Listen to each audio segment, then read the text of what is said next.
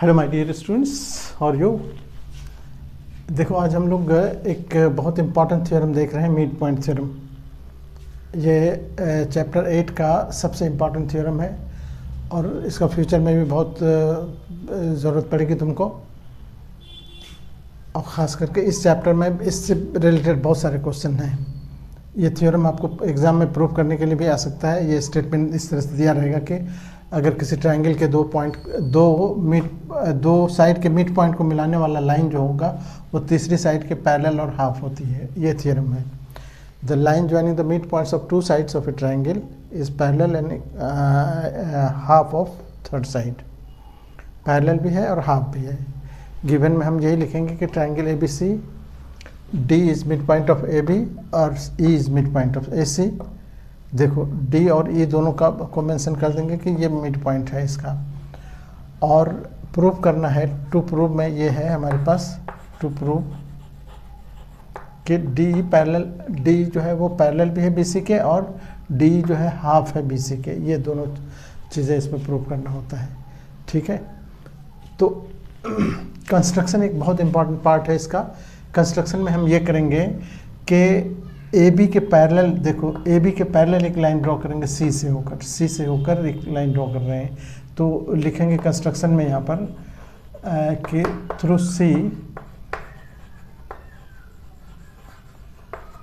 C draw a line parallel to A B which intersects D। देखो D को नहीं cut कर रहा है, ये आगे कट कर रहा है, तो इसको यहाँ पर लिख देंगे produced D produced at point F। ये F पर कट कर रहा है इसको। ये बहुत इम्पॉर्टेंट है कंस्ट्रक्शन वाला पार्ट। अब हम इस दोनों ट्रायंगल को कॉन्ग्रेंट प्रूव करना चाहेंगे। ये दोनों कॉन्ग्रेंट ट्रायंगल जो बन रहा है इसको कॉन्ग्रेंट कैसे प्रूव करेंगे वो जरा देखो। अब प्रूफ में हम आते हैं। देखो इस दोनों ट्रायंगल में एक तो ये वर्टिकली अपोजिट हो गया, दोनों एंगल बराबर होगा। तो इन ट्रायंगल हम लिखेंगे, in triangle AED and triangle इधर से CEF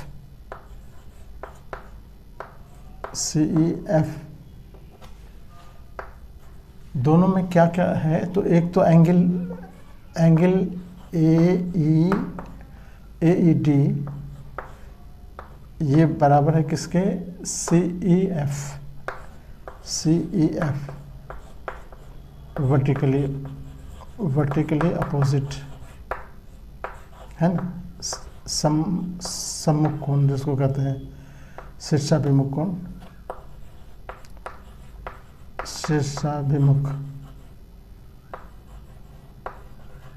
कोण। और दूसरा ये देखो, ये मिड पॉइंट दे रखा है ना, D मिड पॉइंट है, तो इसका मतलब हो गया कि AE और इधर से C दोनों बराबर है। तो AE इसका AE बराबर है इसके C के, ये गिवन है। और एक पॉइंट ये हो गया हमारा, ये देखो ये लाइन अभी अब पैरेलल खींचे हो ना, तो जब दो लाइन कोई दो लाइन पैरेलल हो, ये देखो पैरेलल लाइन को अगर यहाँ पर देखो पैरेलल लाइन है, इसको कोई ट्रांसवर्सल इंटरसेक्ट कर रहा हो इस तरह से, तो ये एंगल बराबर होते हैं। तो यहाँ पर ये एंगल देखो और ये एंगल देखो, ये दोनों बराबर होंगे क्योंकि अल्टरनेटिव इंटीरियर एंगल है। तो एंगल यहाँ से लिखेंगे DAE, एंगल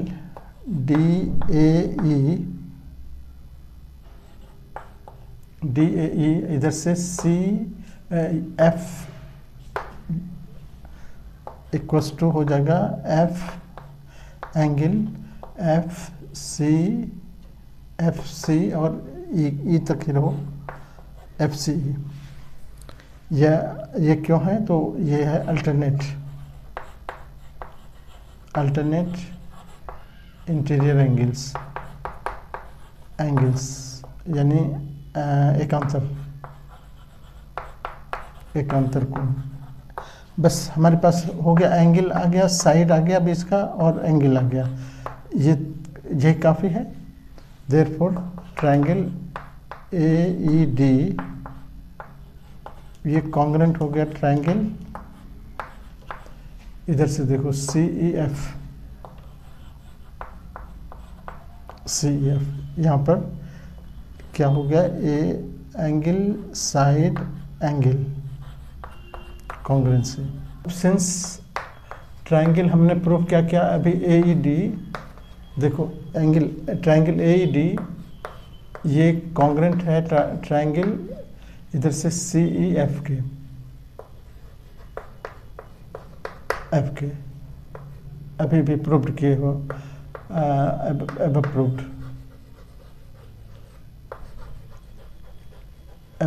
या उसके नीचे लिखते जा सकते हैं। तो इसमें अब देखो जब ये हो गया तो अब क्या होगा, AD इसका AD देखो, इधर से AD अगर हम लेते हैं तो ये AD बराबर हो जाएगा किसके, इधर से AD लिए तो इधर से CF लेना होगा, CF के है ना, CPCT से। बट AD तो है, AD जो है वो ये इसके बराबर भी, AD जो है DE के बराबर, BD के बराबर भी है। BD के क्यों, ये तो दे रखा है, गिवन है, ये दोनों पार्ट बराबर है, AD और TB बराबर है, गिवन है, इसीलिए दोनों AD के बराबर हो गया। तो देयरफॉर हम लिखेंगे देयरफॉर BD और BD बराबर हो गया CF के,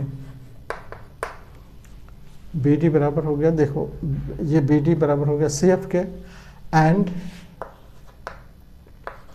BD पहले से देखो, BD जो है पैरेलल है किसके, CF के।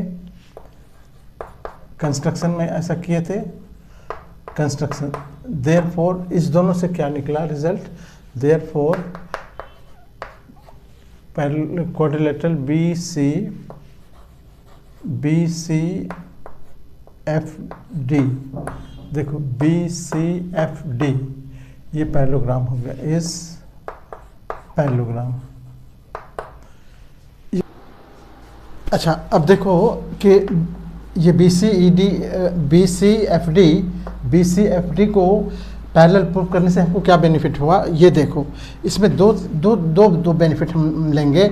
एक तो ये कि इसका देखो ये DF जो है, DF ये बराबर होगा किसके, यहाँ से DF बराबर होगा BC के, और दूसरा क्या होगा कि DF जो है वो पैरेलल भी होगा, DF इस पैरेलल भी हो गया BC के।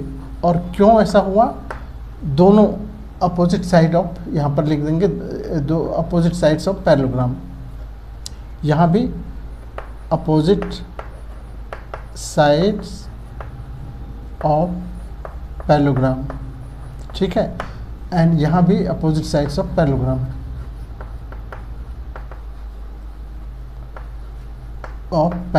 ठीक है ना। यहाँ देखो अब BC, इसको हम क्या करेंगे, DF अगर BC के पैरेलल है तो देयरफॉर हम यहाँ से DF तक ना जाके हम DE तक रह जाएंगे, DE तक रह गए तो क्या हो गया, DE is parallel to BC, ये हमारा इक्वेशन नंबर यहाँ पर इसको 1 कह दो। और आगे इसको आगे देखो, DF को हम अगर ब्रेक कर दें, DF को हम इस तरह से लिख सकते हैं DE प्लस EF, देखो DE प्लस EF, और ये दोनों, ये तो हम इसको खाली ब्रेक किए तोड़े, और ये बराबर BC तो ऐसे रहेगा BC। अब DF और EF अपने प्रूफ कर रखा है, DF और EF दोनों बराबर है वहाँ कॉन्ग्रेंसी में, तो अब हम लिख देंगे कि DF को हम रिपीट कर रहे हैं, DE प्लस DE 2 बार लिख देंगे, और ये बराबर BC। और क्यों लिखे ऐसा, तो लिखेंगे कि DE जो है वो बराबर है EF के, और ये क्यों बराबर है, तो CPCT से, ठीक है। देयरफॉर ये ये 2 ट्वाइस हो गया, ट्वाइस डी हो गया, ट्वाइस डी बराबर हो गया कितना, BC के, और डी हो गया, देयरफॉर डी बराबर हो गया 1/2 BC। ये इक्वेशन नंबर 2 हो गया। देखो फ्रॉम इक्वेशन 1 एंड 2 आप कह सकते हो कि देयरफॉर, हम यहाँ पर आगे लिख देते हैं देयरफॉर फ्रॉम इक्वेशन 1 एंड 2